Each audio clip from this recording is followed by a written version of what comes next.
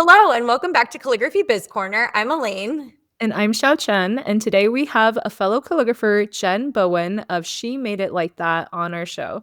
Jen was actually one of my very first coaching clients back in 2020, and then later joined my pro wedding calligrapher course as well. So I have gotten to be a part of her journey from the very beginning of her business and also see the evolution over the past 5 years of her business.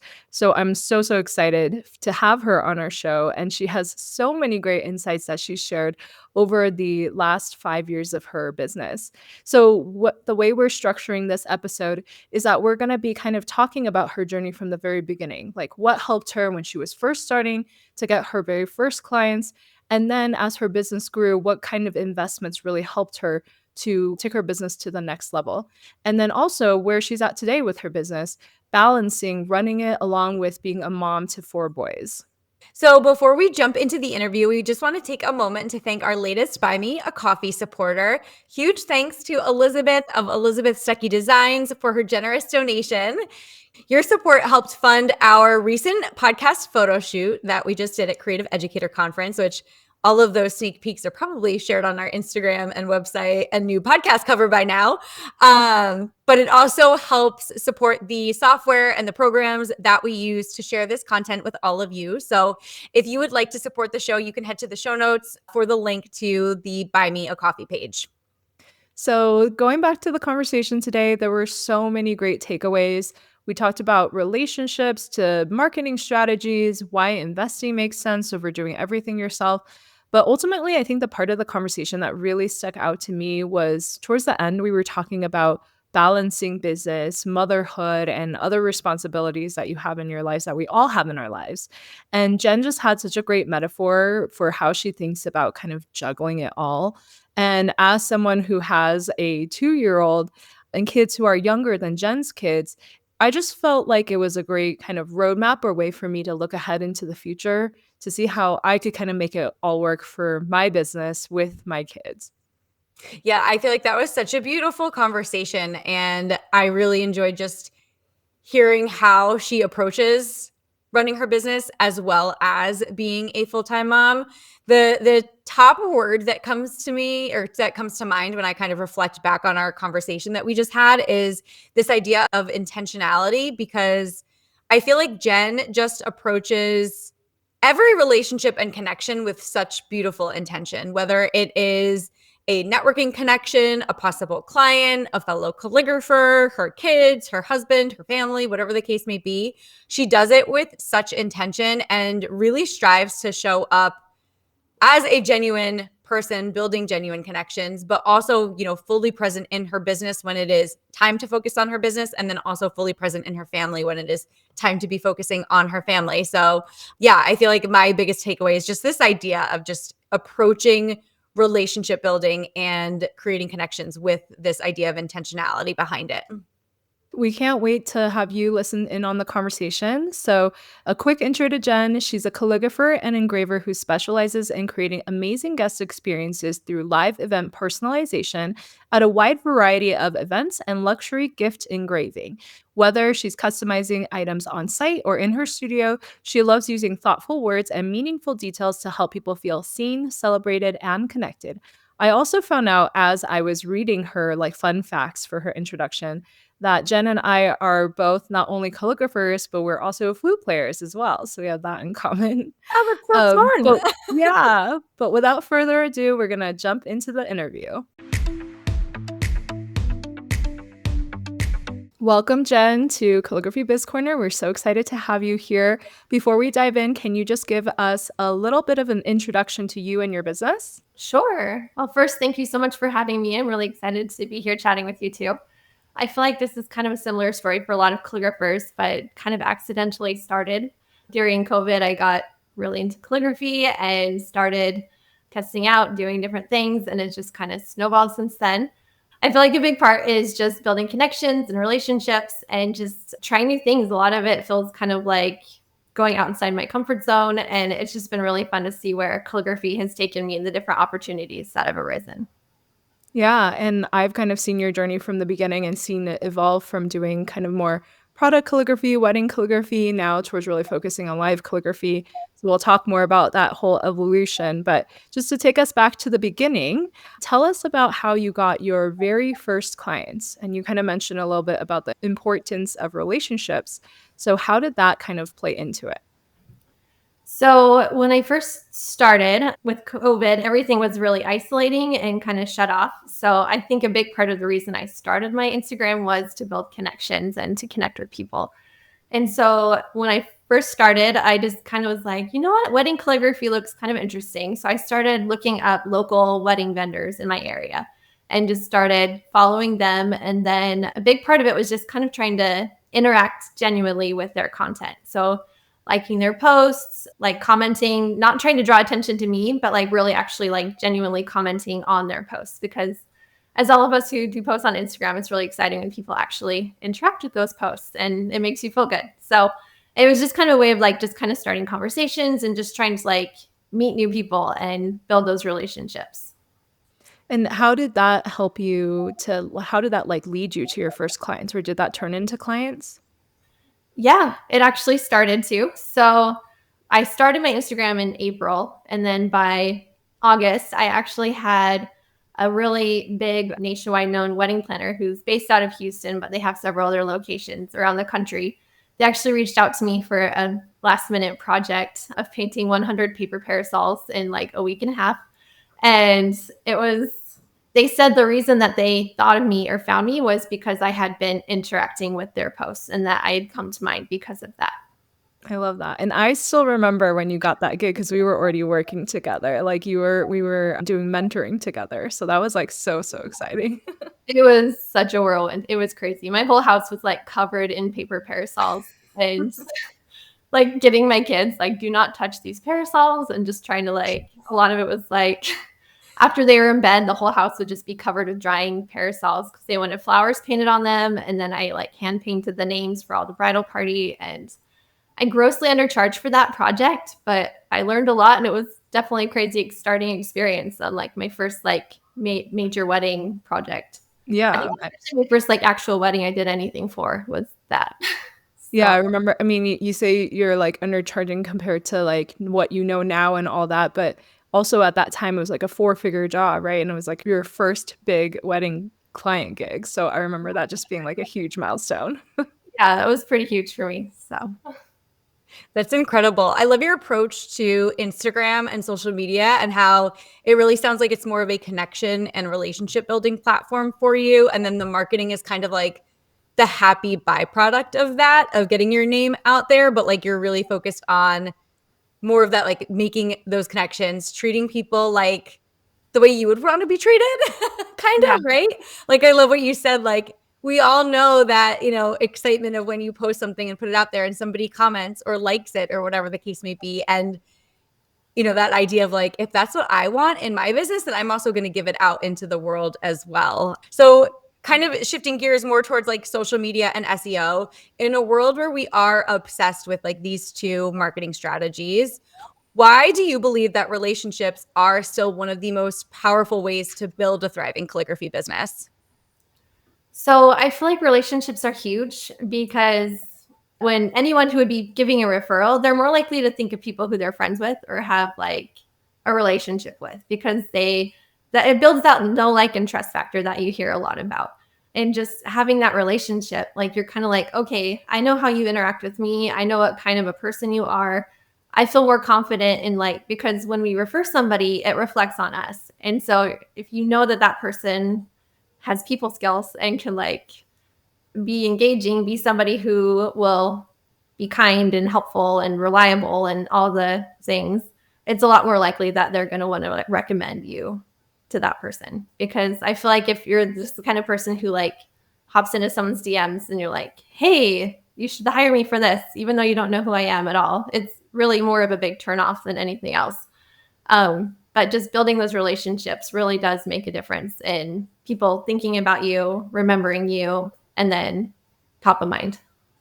Yeah, I think that's a really good segue into like our next question is like, how do you build those like intentional, genuine connections that don't feel salesy? Because I think we all get those requests in our DMs, that are like, hey, I can like make your website so much better. Hire me for this. And I'm like, yeah, I don't know you. Why would I trust you? Right.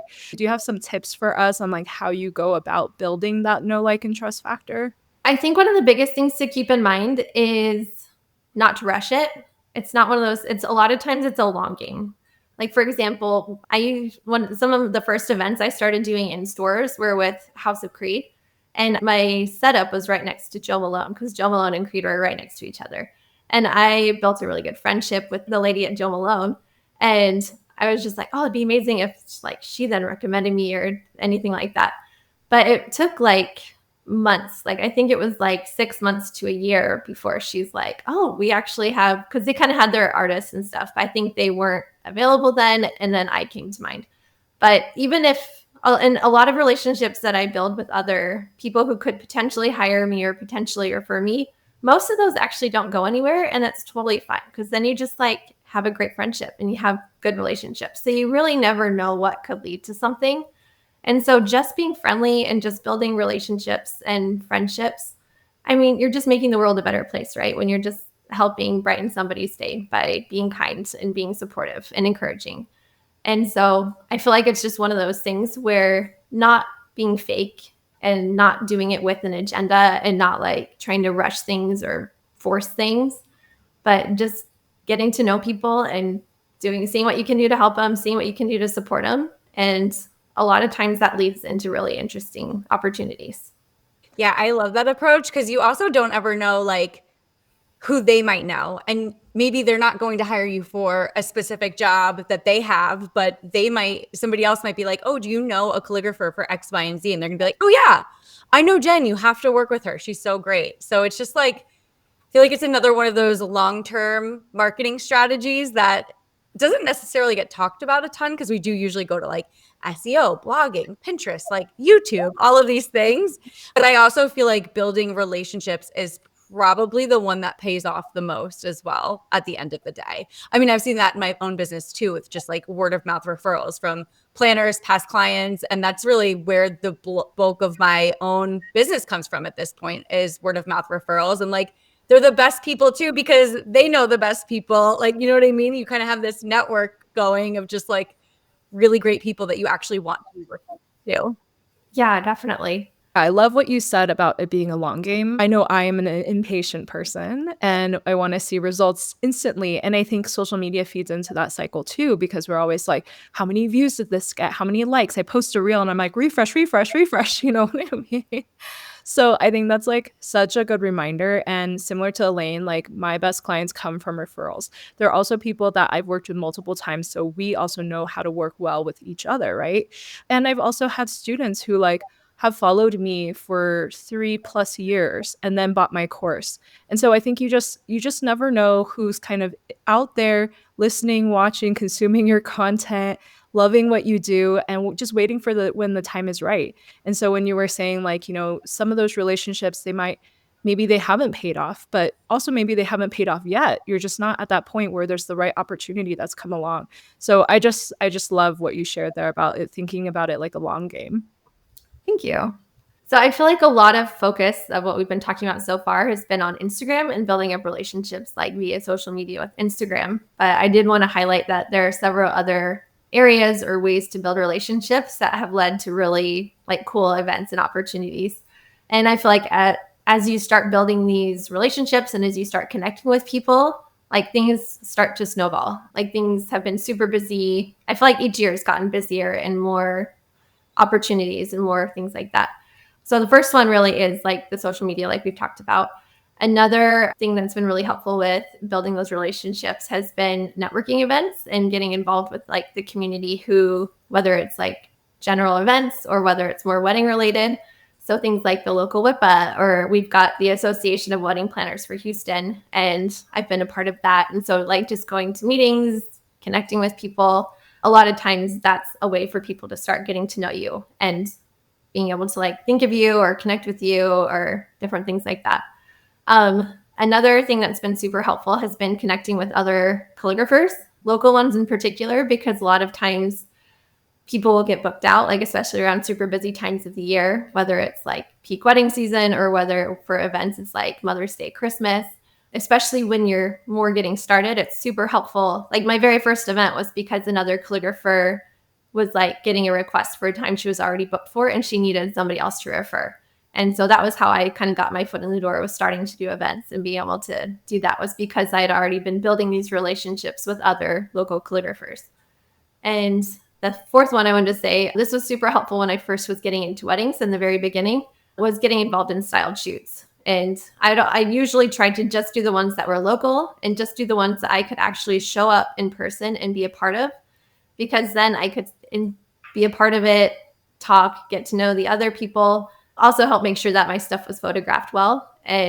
But just being there, interacting with people. And then lastly, I just want to also highlight LinkedIn has been a huge one for me with building, because I've been doing a lot more with corporate events lately. And I feel like LinkedIn is kind of an untapped resource there. And several opportunities have been happening with that.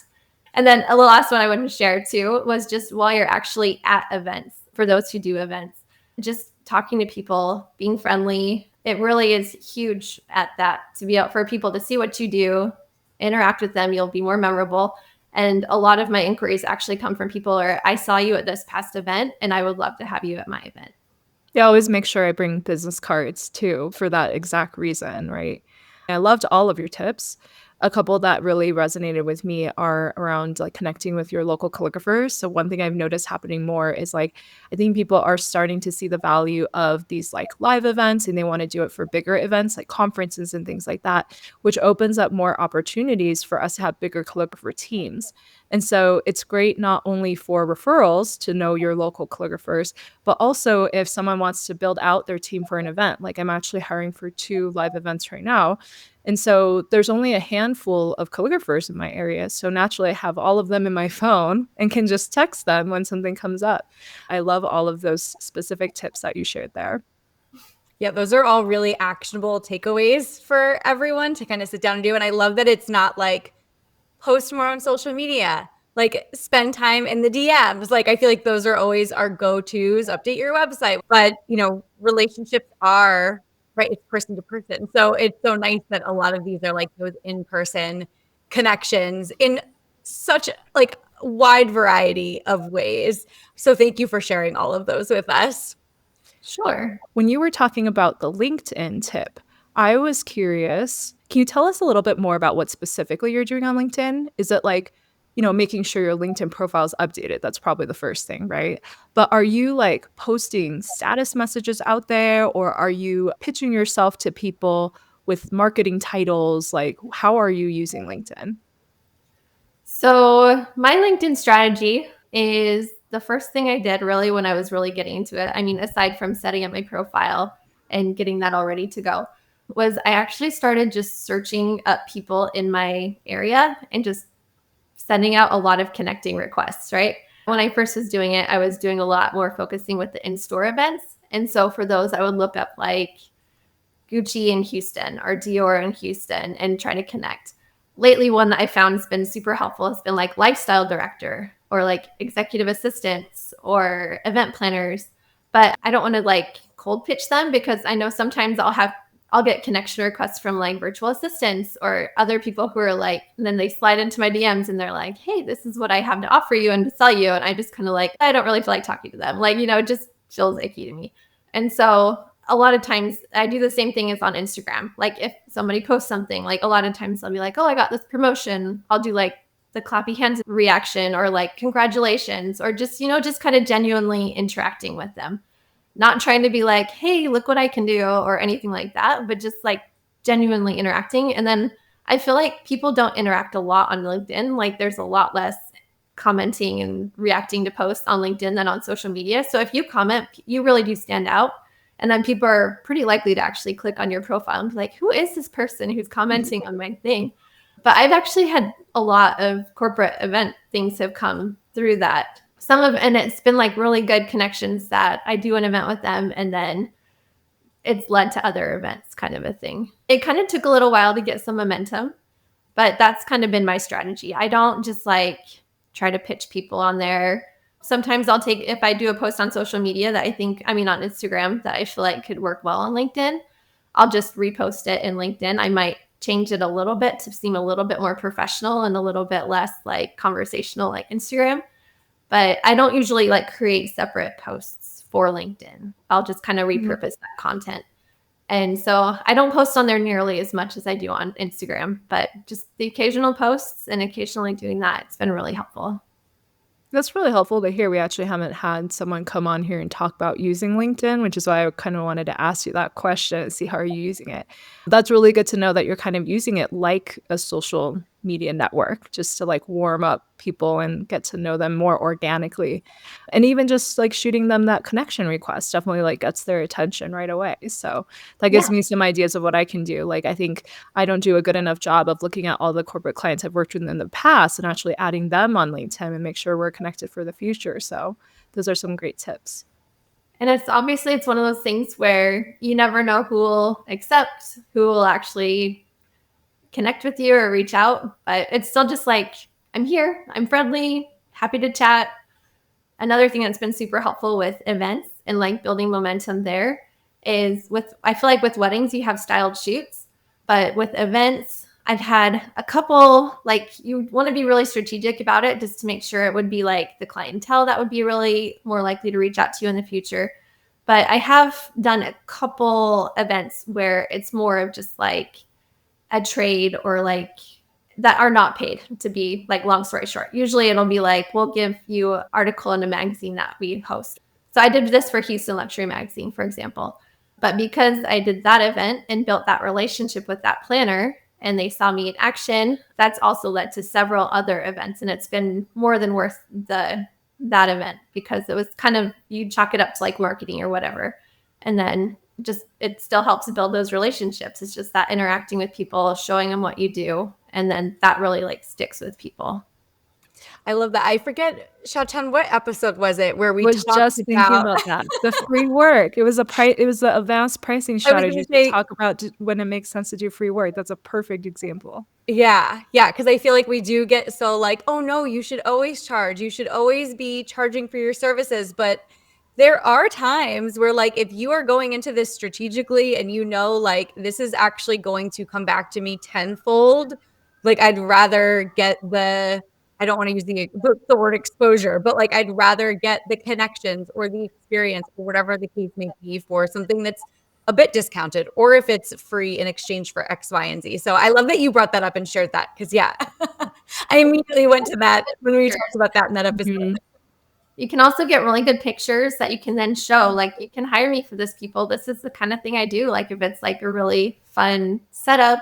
And I feel like styled shoots are very, quote unquote normal within the wedding industry, but you're right. Like there's not necessarily something like that within the event space. So it's like, well, how do you get that content, make those connections, get the experience when you are just starting out if there isn't necessarily like that entry point that there is with styled shoots. Like I did a ton of styled shoots when I was first getting started.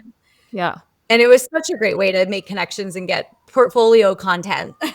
Yeah. And with portfolio content, honestly, like my profile picture for Instagram is I did a faux live event at a styled shoot. Like I brought some of the other stuff. I was like, can I set up a table and just like engrave wine glasses for the vendors here, like the photographers and the vendors? And then they were like motivated to be like taking really great shots of me while I engraved their glasses because they were waiting for me to engrave a glass for them. Oh, that's amazing. So those photos are like because I did a live event at a styled shoot kind of thing. So sometimes there's some overlap. I feel like especially with live event wedding calligraphy game or traction and momentum, there's creative ways that you can incorporate that. Yeah, absolutely. I did one similar where it was like a wedding vendor happy hour, and they had me on site to do the live foiling as like part of like the entertainment for the night. And it was also something where like I donated my services, but I got photos in return and everything you're talking about. Lots of creative ways to kind of get your business out there and I think there is something magical when people see you doing it live too. Like I get so many comments that are like, oh, you're literally doing this by hand. Like, I don't know, for some reason, maybe that doesn't come through when I post a video. Has to be when they see you actually sitting there doing it by hand. Every event. Yeah. I feel like people just don't like really make that connection until they are seeing it in person. Or like if they see a photo of, your work, just like your work, find a finished product, I feel like they can easily think, especially in today's world, like, oh, that's a Cricut or that's Yeah. digitally designed or whatever the case may be. And it's like, no, it's my hand. It was not a laser engraver. It was not. Right. So switching gears a little bit, I know that you've taken courses, you've taken Xiao Chen's course, you've joined business programs, you've hired coaches. I would love to hear a little bit about what made you say yes to investing in yourself when it's easier or it's cheaper to DIY certain things. Like, I feel like there's always kind of that toss up of like, do I invest in this or do I just figure it out how to do it myself? And you kind of have to weigh the pros and cons. So, yeah, would love to hear about what made you say yes to investing in yourself versus DIYing. Honestly, I know how like up front it seems like it's cheaper to DIY it, but it's really not. Like, I mean, there's so many more mistakes you make when you're trying to DIY it. Also, just the cost of time, like the amount of time it takes to try to figure it out all yourself, especially when there's so many different voices out there. It's not organized or structured. Like I did Xiao Chen's course, and one thing that is like incredible about that is that it's so organized. Like, I mean, she's got like the timestamps for anything you want to go back and listen to or learn about. There's very well-defined action items. And like it helps so much to not have to like go find all that information yourself. It's also got like a good flow to where it's like, because I remember when I was first getting started, there's so much where it's like, what do I work on first? Right. Because a lot of times you see people who've had their businesses for years and they look like they have it all together. And we talked about that parasol project before. And I still remember that client was like, can you print out a receipt for me? I was like, how do I make a receipt? I don't have a cash register. I don't know how would I do that? And so we had to like try to figure that out. And so, I mean, just there's so many little bits and pieces that you just don't think about. And so having somebody kind of guide you through that process saves you so much time and also helps you get like that direction, right? I feel like a lot of times, especially at the beginning, I felt like I was going in all the directions at once. And so I wasn't like moving anywhere because I was just trying to go everywhere at once. And so having that guide, having that direction saves you like a lot of time and stress. And I mean, having a business is going to be stressful anyways, right? But if you have the right people kind of guiding you and directing you, it makes a huge difference. And so like I noticed like looking back on my business, I've noticed there's been a big correlation between what I invest in my business and how much I get out of my business. And I mean, you want to be strategic about it and think about what's best for your business at that time. But it really makes a huge difference. And I think some of the challenges you described are like so relatable for many, if not all of us. Just the whole like, what is the first thing I do? Okay, now what is the next thing I do? I do think that one of the biggest challenges as entrepreneurs, especially when we get started, is just feeling like we have to do everything at once. And then you get caught up in that overwhelm and that turns into inaction. And so, like you said, I'm so happy to hear what you said about the course, because that's what exactly I was hoping to do, was kind of create a map for people, like a roadmap that they can walk through. And you're definitely one of the people that I feel like I see you very intentionally investing in yourself. So I love hearing that from you. That's like when you make those intentional investments, you see them come back to you and benefit your business. I couldn't agree with you more that we think in our minds it's cheaper to DIY, but it's really not. And time is actually our most valuable asset, in my opinion. It's not money. And especially in a service-based business like ours, where, we are being paid to be somewhere for X amount of hours or to sit and create this whole suite of wedding details, whatever the case may be. And so if you can buy back your time by investing in, a course or a program or hiring the coach that's going to give you that clarity to take that maybe imperfect and messy action, but to just get out of your own way and take that action, I feel like that investment is always going to be worth it. So, I mean, we're both big proponents of investing in yourself too. Heck, we did a whole episode on that one as well. But yeah, and I think we're both in programs right now too to advance our specific goals. So we're also investing in people that we're learning from, which I also think benefits the people that learn from us. So yeah, absolutely. Yeah. And one thing I want to bring up too is just depending on what your focus is or what you're trying to accomplish, you'll invest in different ways, right? Like when you're first getting started, I feel like your course, Xiao Chen, is like so helpful in like laying that foundation, laying that groundwork. I feel like when I first got started, it was really tricky to figure out the back end of the business because you see what people show on social media or you see what's happening in the front, but you have no idea how to like walk them. And I feel like Elaine, I believe that your course also like with that customer journey, right? And having that amazing client experience. I feel like those are a lot of things that are not as visible or not as shown. And so getting help with that, getting guidance on that makes a big difference. Or even if it's courses on like improving your skills, whether it's like with calligraphy or engraving or any of the things. Or even just last year, I did a coaching course for like learning how to sell better and learning how to different things like that. Because that's not something I got into calligraphy knowing how to do. And so it really does make a huge difference to either invest in like people who have been there and are like do what you do, like with calligraphers investing in either or both of you, or even just people who are like in the general industry but have a lot of sales experience kind of a thing. Yeah. I mean, tell me if this is how you feel, but like I feel like you're taking the things you learn and you're still applying in a way that's like true to you. Like you took the sales class, but when you're talking to us about sales, you're still doing it in a way that's really focused on relationships and connection, but you're still taking what you learned probably from that salesperson and applying it and infusing it in those conversations, right? Yes, definitely. I feel like I'm kind of one of those like serial course buyers. I've bought a lot of courses. And so if anyone ever has like questions about a course, there's a chance I'd probably be. But I feel like it's one of those things where I kind of collect the bits and pieces that like feel true to my business and what I'm trying to set up. Or also we're just like all in different circumstances with different situations with like outside of our businesses and with our businesses and just locations and just what our focuses are. And it really just makes a big difference to like make it true to you. Like take what you need to do or take what you're learning and figure out how do I want to use this? Because sometimes you'll just apply it and then other times it'll just spark ideas for other things that you can try. Yeah, take what you need and leave the rest. I love that. And let's go back to this idea that you're kind of a serial course buyer or you're always looking to learn. Let's talk about the balance between learning and taking action because I think sometimes we can get consumed with like free webinar, free guide, free like downloading everything. And we could get kind of lost in all the learning and not actually executing and implementing it in our business. So, how do you balance the learning and the execution?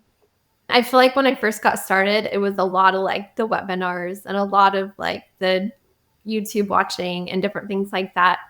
I feel like a big thing that really helps is kind of knowing the direction you're wanting to go in your business. And then also sometimes it's been, I need to learn this because clients are asking for this right now. And it's kind of putting that fire.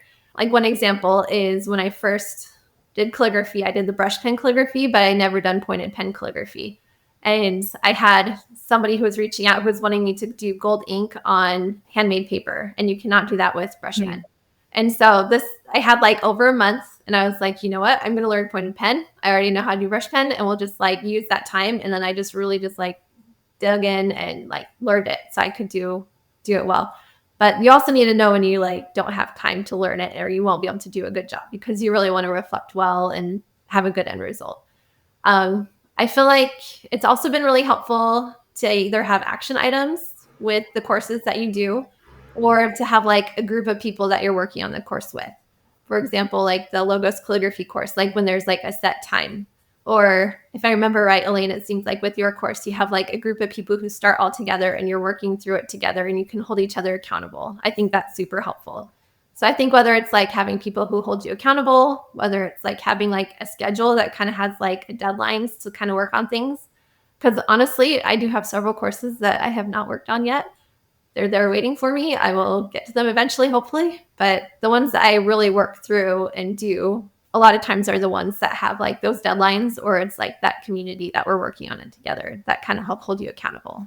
Yeah, I feel like we all have that course graveyard that we are guilty of. I feel like of just signing up for things, whether it's freebies or the downloads. But I really like how you're talking about just like being really in tune with either what you kind of currently need in this season or what even your clients are asking for and using that as a guiding light, I guess, to see like what should I be digging into right now? Because there is always, I mean, we're just in a world where like we have so much information coming to us all the time, all at once. There's so many amazing things that we can be signing up for and doing. And it's so hard not to get that shiny object syndrome and be like, I want to do all of it now. And so I think just like you said, being really in touch with like, where am I actually at? What do I actually need? Or what do my clients actually need? And just constantly coming back to those three questions, I guess, to kind of be, like I said, your guiding light, your North Star, whatever you want to call it. And like, where is my focus going? Yeah. So sometimes even it's just like planning it in, because it's hard to make time to do that when you've got all your client work and things like that. But breaking it into smaller pieces, and like I try to not like buy too many courses right now, because I'm like, I've got plenty to work through. So kind of putting a hold on that and just working through what I have and like putting that into action.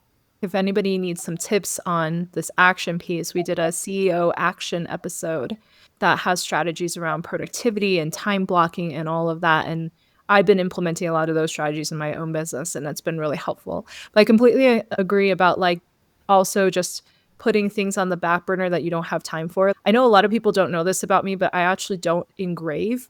And it's been something that's like kind of on my list. Like I'm always like, oh, everybody engraves. Like I really want to engrave. I know I can get more opportunities if I engrave. But that's also something that I know I just like, there are other things I want to advance in my business more than that right now. And I have to choose those things over learning a new skill right now. So I think it's really that like sometimes difficult prioritization, because it is hard when we are multi-passionate and want to do all of the things. Or when you see all these other calligraphers doing these other things. Like I have a fashion illustration course that I have not done a single module in. I'm like, oh, all these people are learning fashion illustration. I should learn this too. Yes. It's never ending. Like hot foil, bottle painting. Yeah. Yeah.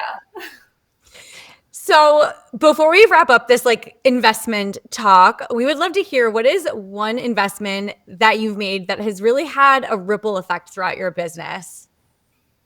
Honestly, I don't know if I could say just one specific one, but I could probably list like once at the different stages, right? Perfect. So honestly, I feel like Xiao Chen's Pro Calligrapher course was like the best investment when you're just getting started, right? When you're trying to lay that foundation, when you're trying to set up a good back end. That was like a lot of the information I've been looking for and couldn't find, at least not well laid out like that. So I felt like that was like a huge thing in that stage. Happy to hear that. I did not tell Jen to say that. When we put this question out, I did not know what her answer was going to be, but I'm really happy to hear that. Thanks, Jen. Sure. And I felt like when I was getting into live events, two that were super helpful, really good investments for me. Like the first one I had done was the luxury lettering course that Sil and Jody put out. And then also the Craft Academy has been huge with learning and getting that confidence in being a live event artist. Because before that, I kind of felt almost like an imposter syndrome really bad. But being a part of it kind of helped me be like, oh, I am a live event artist. I'm part of this group.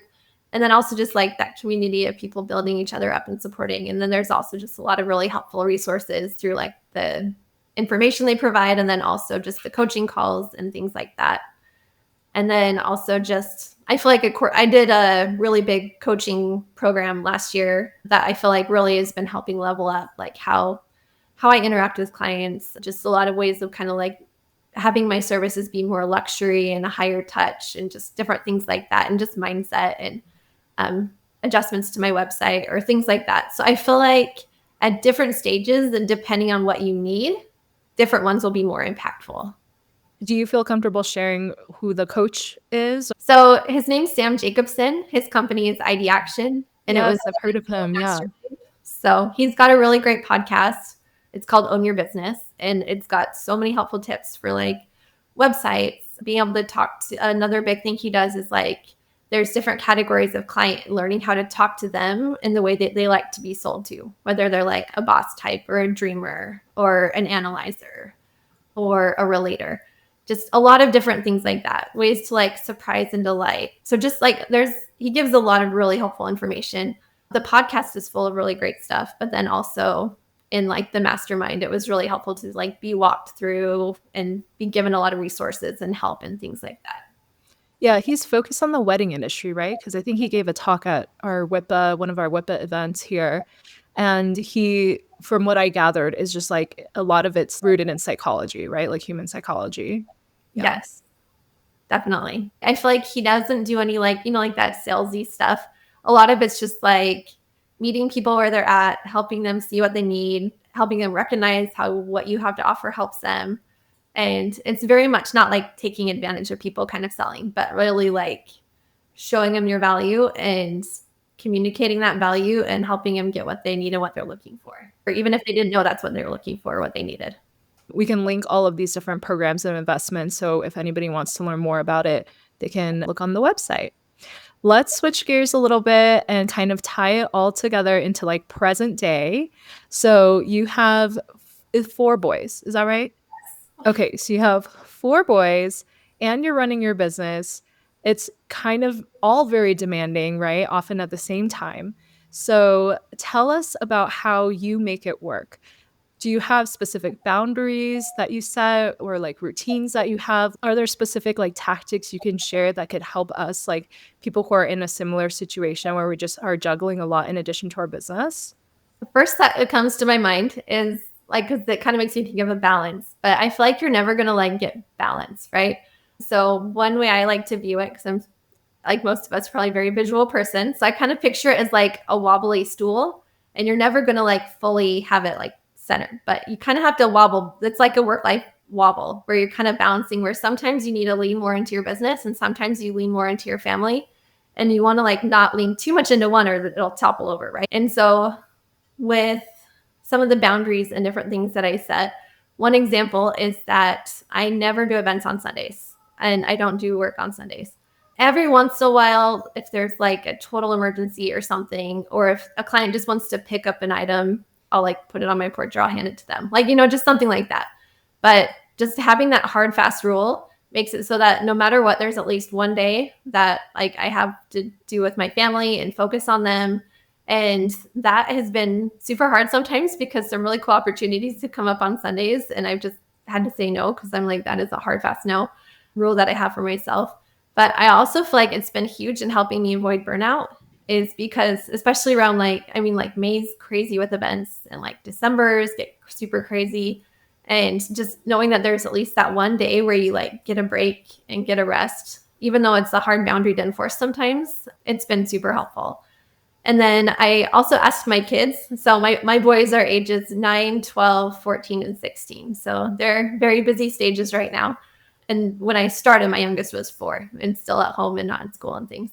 So it does make a difference having them at school for a lot of the day. But even still, there's sometimes days where they'll have doctor appointments or they want me to chaperone their field trip or different things like that. I just don't even like touch my business that day. But when I was asking them, I was like, hey guys, what do I do that like kind of helps you feel loved or helps feel balanced? And so 2 of the things that they said that they really like or help them feel special still, and even when I'm trying to balance things. The first one was that I tell them that they get first priority to my calendar. So whenever they have an event coming up, like if they have like an orchestra concert or a play, they need to tell me as soon as they find out so I can get it on the calendar because they get first priority. But they also know that if they don't tell me and I book an event or if I have something else going on, I've already committed to that and I can't come to their thing. So even though I'm not able to make it to all their things, they know that they had first priority and that I'm willing to put them first, kind of a thing. And so that's been big. And then the other thing that they brought up is a lot of times after events, it's kind of the things like hop on social media and start posting stories about the event and start posting things like that. And I think it is more effective if you can do it earlier in the evening and like right after your event.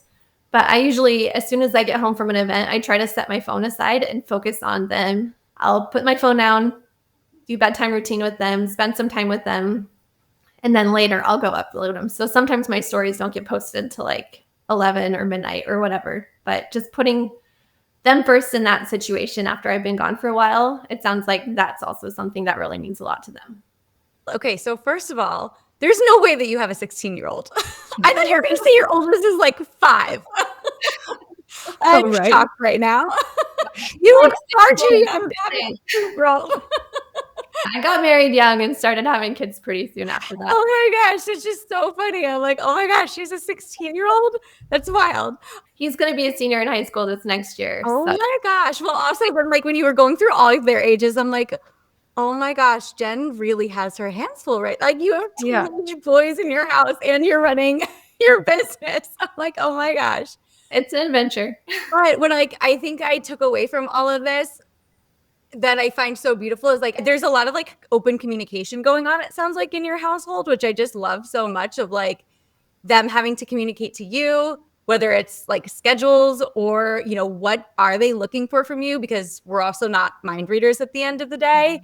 And I feel like you're just setting such strong like foundations for your family, which is also so beautiful, in addition to being, a full-time business owner as well. So I just like applaud you all around. I'm like just shocked by everything. I'm like, oh my God, I don't know how you're doing this. Well, thank you. One thing that's helpful when my kids were even like littler kind of a thing too, was I would try to like work in an area where they were around. Like they obviously have to be big enough that I knew they weren't going to just come and like put stuff in their mouth or like knock stuff over or whatever. But like I still have pictures of like working with my 4-year-old where I'm working on signage, because that was back when I was doing wedding signage, and he's got like a coloring book or working on something next to us. That way he feels like he's kind of like with me, but I'm also working. It's much less efficient when you're working with kids around you than if you're not. So a lot happened at nighttime when they were in bed, and I still like don't have super consistent hours. It just kind of depends on the day, or like summertime I get less done than I do during the school year when they're at school. But it's fun. It's really great for them to see me like have a passion and like accomplishing things and like working on it. And it's really fun like when they like I hear them tell their friends about what I do. Some of my boys are really into art, and they actually told their art teacher about it, and she had me come in and teach calligraphy to their art class. Or like just it's just really fun to see them like get excited about what I do, or telling people about it. Or as my boys have been teenagers, I've actually been able to hire them to be assistants at some of my events. I love that. Oh, and that's also a tax write-off. I love that you're involving them and asking them for what they need. But also, like, we hear a lot about nap time hustle, nighttime hustle. That's also part of the beauty, I think, of having our own business is like you mentioned taking Sundays off and being able to chaperone field trips. Those are all only possible because we have our own business that we run, that we get to be the boss of. And so it's like a little crazy, a little chaotic, and the stool is very wobbly, but we find the ways that make it work, even if it's not the traditional 9 to 5. But I just really love that analogy you used too or metaphor, the metaphor of the stool.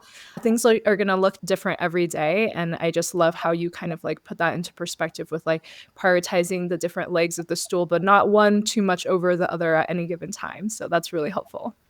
Thanks. And then also, I think something that's huge for moms to keep in mind is that your capacity is going to be different than what somebody who has no kids and who does this full time is going to be. Like you just have a different capacity. You have different time to give to your business. And it can be hard sometimes seeing everything that people are accomplishing that are not in the same situation as you. And so I think it's huge to compare it, like to not compare yourself to them, but kind of compare yourself to yourself and like focus on like, where can I put time in today? How much do I have to give?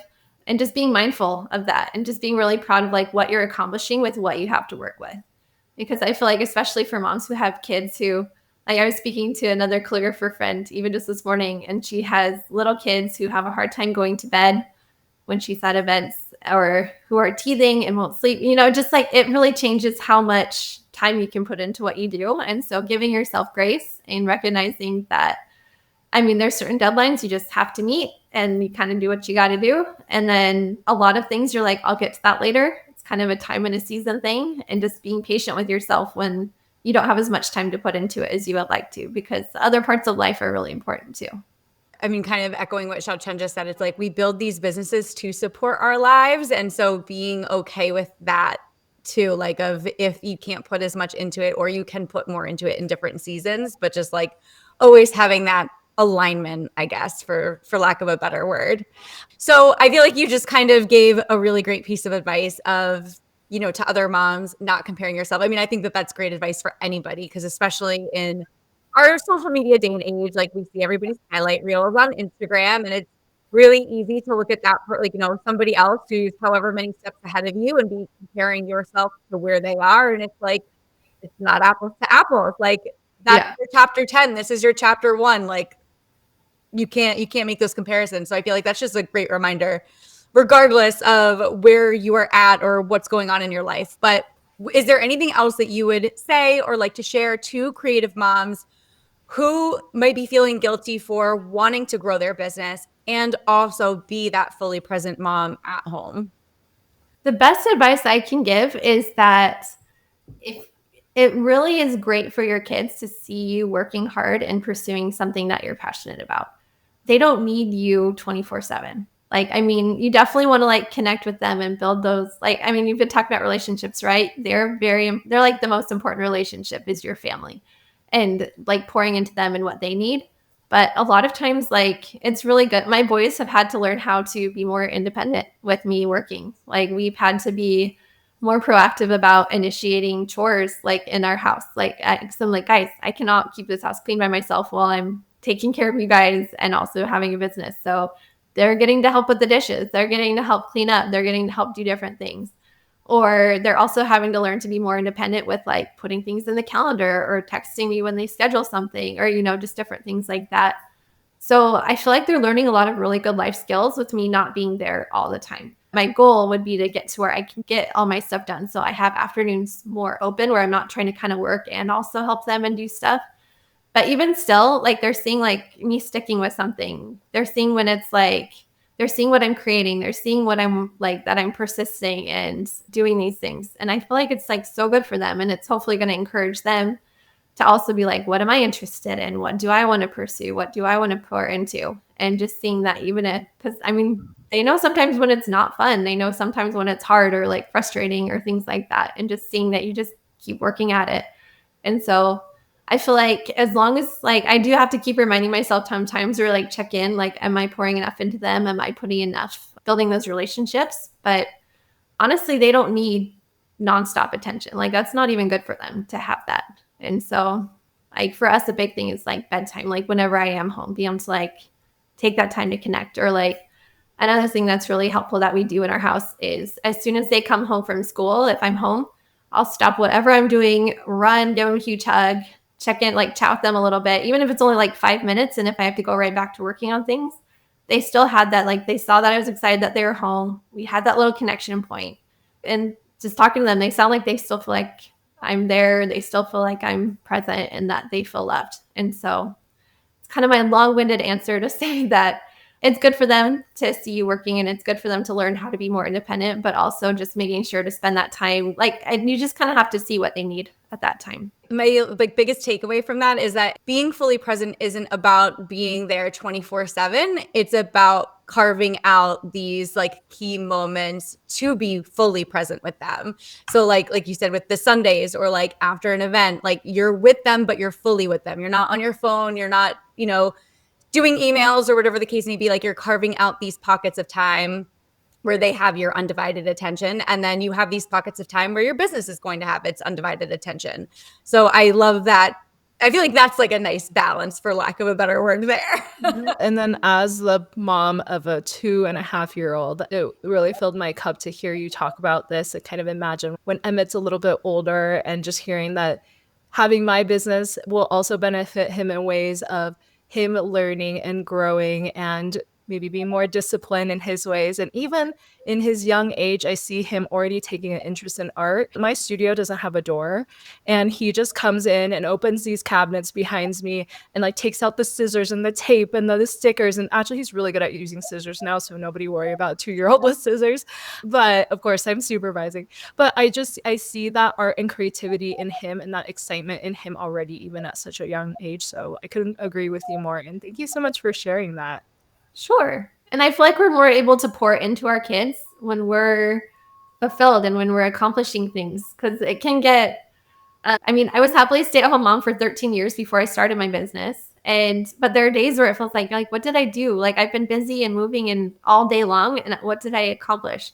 And so it's kind of fun still. It's really nice to be able to like create and be able to like have these things, but also still like, I still love being there for my kids. I still love being at home. Like I work from home and I'm balancing being a stay-at-home mom and a business owner, which obviously is tricky sometimes, but I think it's easier to like pour into them and like have that like be energized by the things that we're creating, and then also use what we're learning and these skills to like also help them and help make their lives better too. Yeah. Well, this was such a great conversation and so many good insights that you shared with us. Before we wrap up, was there anything else you wanted to share or talk about? Elaine, was there anything from you? No, I'm just like, Jen, can you give us your skincare routine? Because you look like you're 20. like shocked over here. So your skincare routine, what you do, what products you use, that's all. Yeah, I just turned 39. So I'm going to be turning 40 the year my son graduates high school next year. Oh, that's awesome. Big year. I go to his dime products, like, so DIME. Oh, interesting. I always get the ads and I'm like, are these good? Okay, so I've now never I know. heard of them, but now I know the second I open my phone, I'm going to have a targeted ad. Right. It is listening. Send us the link. You have our email. Well, thank you so much, Jen, for being on our show and spending some time with us. We can't wait to share this conversation with our listeners. So can you let them know, if they're not already following you, where can they find you on Instagram or your website or wherever you want to share with them? Sure. So it's pretty much the same across all the boards. My business is She Made It Like That. And so my Instagram is She Made It Like That. Well, I guess my LinkedIn is Jennifer Bowen, but my website is shemadeitlikethat.com. I think Instagram's really the place where I hang out the most and do the interaction and build relationships and love to connect with people. Well, thank you so much for joining us and sharing your time with us today. Thank you for having me. It was such a pleasure talking with both of you. And I love what you're doing with the podcast. So it's definitely an honor to be a part of it today. Hey, if you have been enjoying having us in your earbuds and you're ready to have our eyes on your business, here's how you can work with us. Hi, I'm Xia Chen, and I help calligraphers start profitable businesses. If you've been dreaming about starting your calligraphy business, I created my free masterclass just for you. I break down the shift that allowed me to move from $25 Etsy jobs to booking 4-figure wedding clients, and I teach you the 3 steps that will allow you to book more high-paying clients even if you're just starting in your business. You can watch it right now. Just head to the link in the show notes to sign up. And I'm Elaine. If you're ready to scale your calligraphy business with confidence and ease, then I'd love to help. Inside Flourish and Biz, my signature 12-week group coaching program, I help calligraphers like you craft a luxury experience that makes you stand out, streamline your workflows to free up hours every single week, and effortlessly attract high-end clients who value your work and are excited to invest with you, all without adding more to your to-do list. Learn more at the link in our show notes. And as always, come hang out with us on Instagram at Calligraphy Biz Corner. Follow our show and give us a quick rating. It really, really helps other creatives like you to discover us. Until next time, keep the ink flowing and the dreams growing.